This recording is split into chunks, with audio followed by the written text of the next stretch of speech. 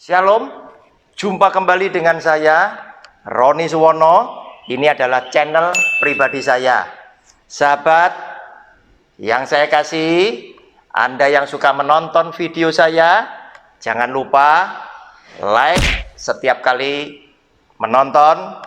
Bagikan juga kepada sahabat-sahabat yang Anda cintai, agar semua sahabat-sahabat kita mendapat berkat yang sama. Beri komen yang sopan, komen yang membangun, dan tekan tombol loncengnya agar setiap Anda yang sudah menekan tombol loncengnya tidak pernah ketinggalan dari setiap video baru yang saya tayangkan lewat channel pribadi ini.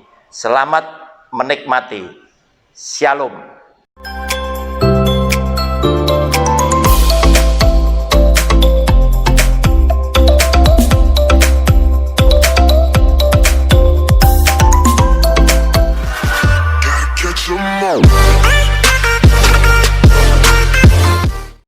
Shalom, kita memasuki video yang ke-10 dari sebuah pelajaran dengan judul Keselamatan hanya ada di dalam nama Yesus.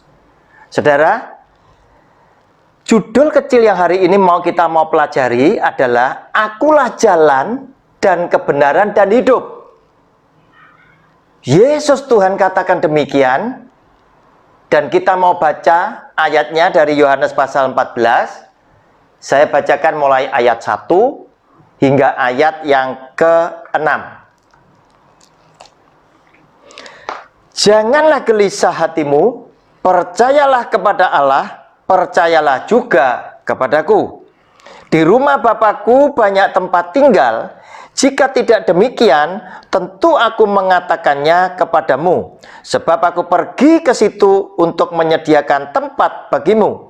Dan apabila aku telah pergi ke situ dan telah menyediakan tempat bagimu, aku akan datang kembali dan membawa kamu ke tempatku, supaya di tempat di mana aku berada, kamu pun berada. Dan kemana aku pergi, kamu tahu jalan ke situ.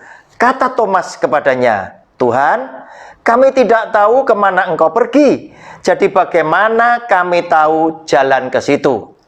Kata Yesus kepadanya, Akulah jalan dan kebenaran dan hidup. Tidak ada seorang pun yang datang kepada Bapa kalau tidak melalui aku. Saudara yang dikasihi oleh Tuhan, banyak pembicara menafsirkan ayat yang ke-6 ini. Kata Yesus kepadanya, Akulah jalan dan kebenaran dan hidup. Tidak ada seorang pun yang datang kepada Bapa kalau tidak melalui aku. Ada begitu banyak pembicara menafsirkan bahwa tidak ada orang bisa selamat jika tidak Kristen atau Katolik. Karena keselamatan hanya ada satu di dalam nama Yesus. Saudara, saya setuju. Keselamatan tidak ada nama lain di bawah kolong langit ini yang oleh karena namanya orang itu bisa selamat kecuali di dalam nama Yesus Kristus Tuhan. Semua orang percaya berkata amin. Saudara, tapi apakah benar ya bahwa di luar sana yang ada begitu banyak orang yang begitu baik, bahkan seringkali terkadang kita merasa kagum atas mereka, atas perbuatan mereka, kita menaruh hormat kepada orang-orang tertentu. Apakah benar karena mereka bukan orang Kristen, bukan orang Katolik, mungkin mereka tidak mengenal Kristus itu seperti apa, dan lain sebagainya, apakah memang kelak mereka tidak diselamatkan? Saudara, saya akan lebih bijak lebih dulu. Yang pertama, urusan di sana ada atau tidak. Yang pertama dan terutama, saya tetap tunduk kepada firman Tuhan, karena yang namanya keselamatan adalah hak istimewa milik Tuhan semata-mata. Kalau Tuhan mau selamatkan orang-orang yang lain Di luar Kristen dan Katolik, siapa yang bisa protes? Tentunya tidak ada satupun yang bisa protes. Kenapa? Karena keselamatan punyaku. Urusan aku mau berikan kepada siapa, kamu tidak usah ikut-ikut, itu urusanku. Kemudian yang kedua muncul sebuah pertanyaan, yaitu apakah benar bahwa Yesus itu Tuhan Sang Pencipta alam semesta? Kita pelajari video yang baru lalu. Di situ memang disebutkan tidak ada seorang pun yang telah naik ke surga kecuali daripada Dia yang dari surga turun ke bumi, yaitu anak manusia. Berarti kita tahu Yesus Tuhan bukan dari bumi, bukan dari dunia ini, tetapi Dia dari langit sana, dari atas, dari surga. Oleh karena itu Dia bisa naik ke surga karena Dia berasal dari surga yang sudah turun ke dunia, yaitu dengan sebutan sebagai anak manusia.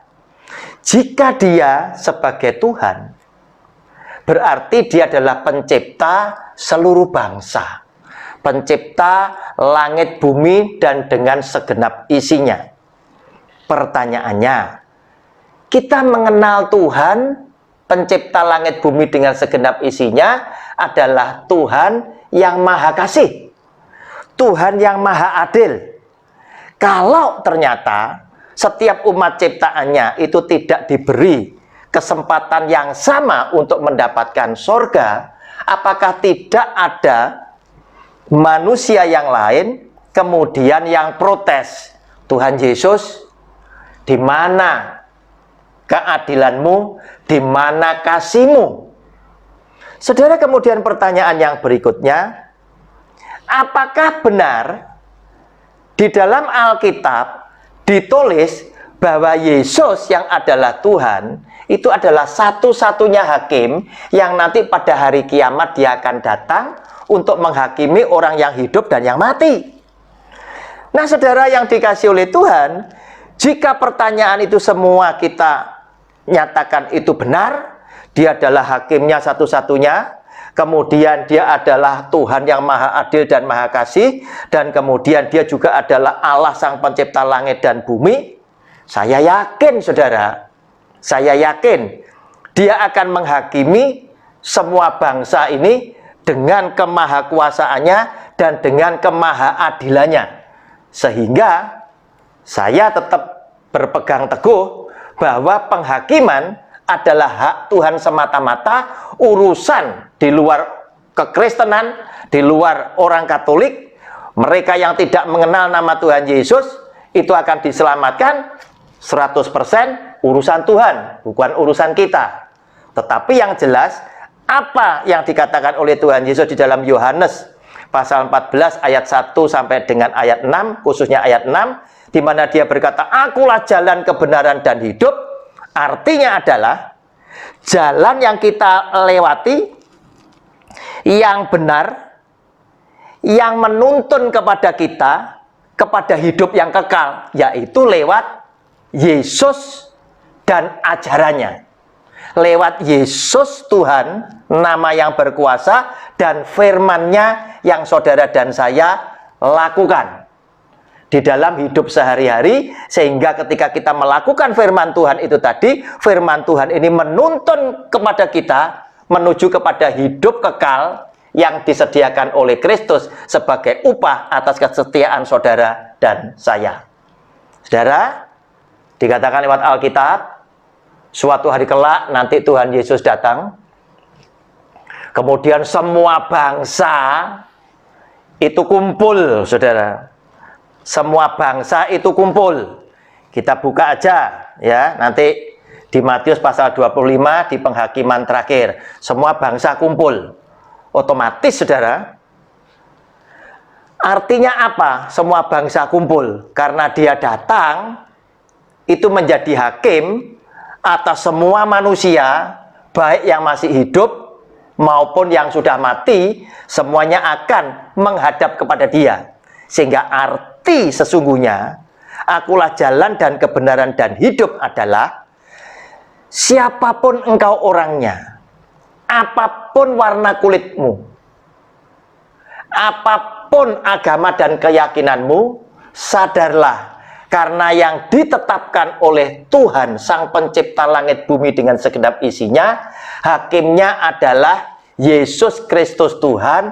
Maka semua orang, berbagai macam kulit, berbagai macam keyakinan akan datang menghadap kepada Dia, dan Dialah yang berhak menentukan antara neraka dan surga masing-masing pribadi manusia.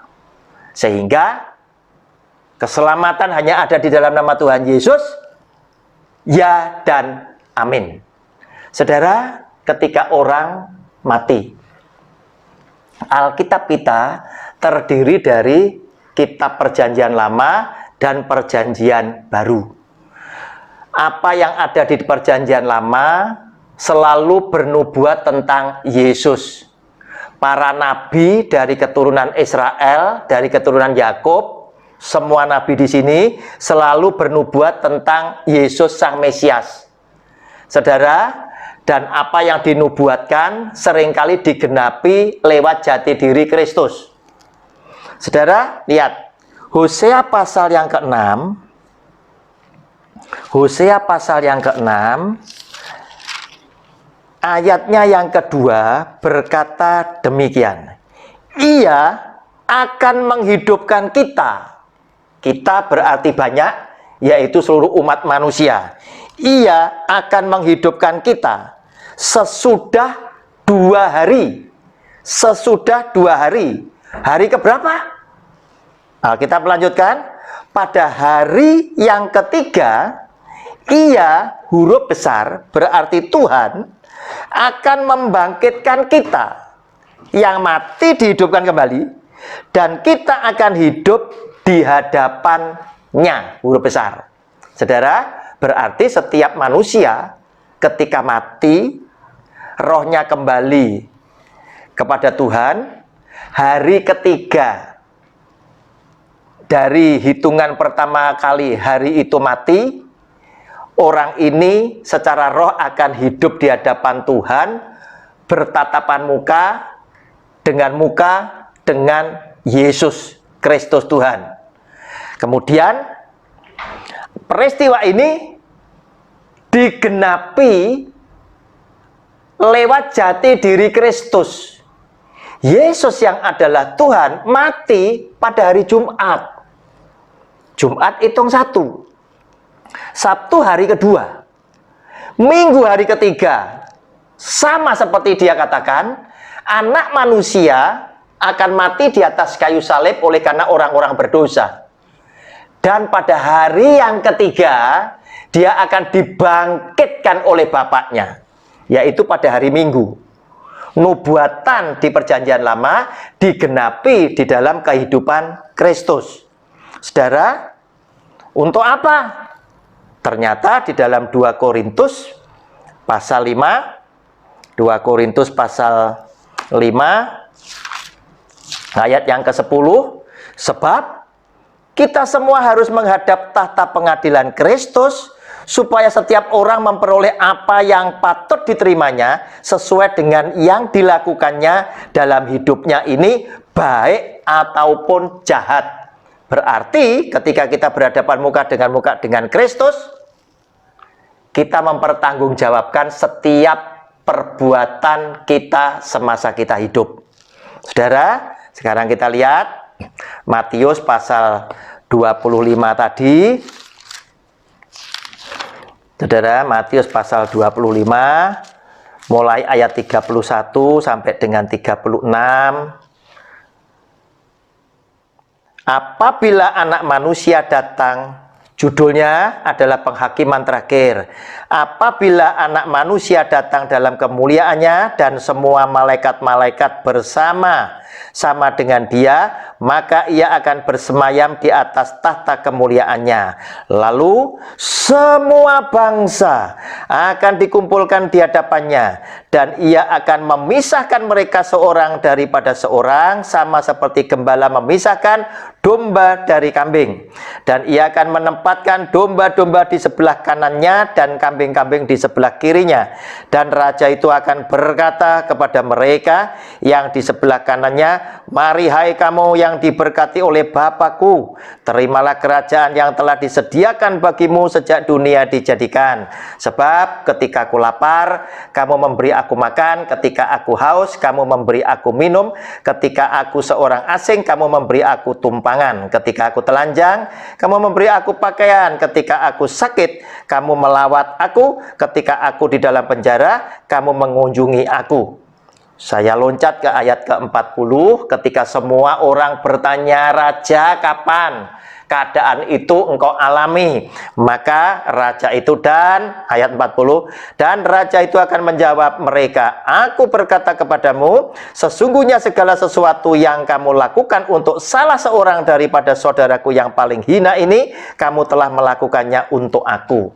Siapa orang yang diselamatkan? Adalah orang yang ketika dia hidup dengan hartanya, dengan apa yang mereka miliki, ketika ada begitu banyak orang miskin, orang sakit, orang lemah, dan lain sebagainya, mereka adalah orang yang mau berbagi kasih kepada mereka, termasuk mereka yang dikatakan oleh Tuhan Yesus, "Salah seorang saudaraku yang paling hina ini, yang engkau tidak pandang sekalipun, engkau sudah lakukan terhadap aku." Saudara, celakanya kebalikannya, ayat 41 sampai 43. Dan Ia akan berkata juga kepada mereka yang di sebelah kirinya, "Enyahlah dari hadapanku, hai kamu orang-orang terkutuk, enyahlah ke dalam api yang kekal yang telah sedia untuk iblis dan malaikat-malaikatnya.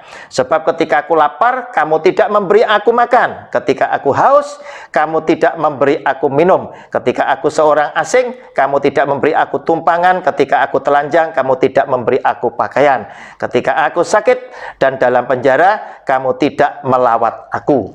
Mereka yang tidak melakukan inilah yang dikatakan oleh Tuhan Yesus, "Terkutuklah engkau, karena engkau akan masuk ke dalam neraka." Saudara, akulah jalan dan kebenaran hidup, dan kebenaran dan hidup, itulah yang dikatakan oleh Tuhan Yesus. Siapa yang percaya kepada Tuhan Yesus adalah orang yang melakukan setiap perintah-perintahnya. Shalom, kita berjumpa pada video yang selanjutnya di program yang sama. Amin.